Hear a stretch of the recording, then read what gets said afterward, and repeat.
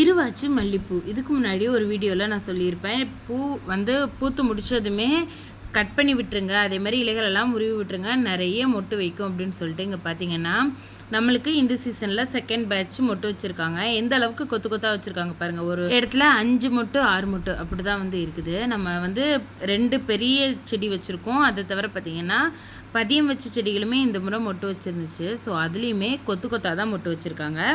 காரணம் என்னென்னா இப்போது வந்து உரங்கள் எல்லாம் பெருசாக எதுவுமே கொடுக்கல, நம்ம அப்டேட் பண்ணலை இல்லைங்களா. ஆனால் வந்து கட் பண்ணி விட்டுருந்தோம், இலையை உதிர்த்து விட்டுருந்தோம். ஸோ இங்கே பார்த்தீங்களா எப்படி வச்சுருக்காங்க அப்படின்னு சொல்லிட்டு.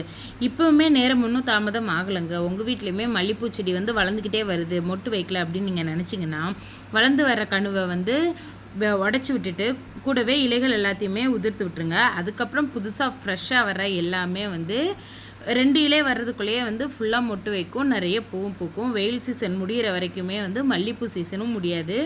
பை.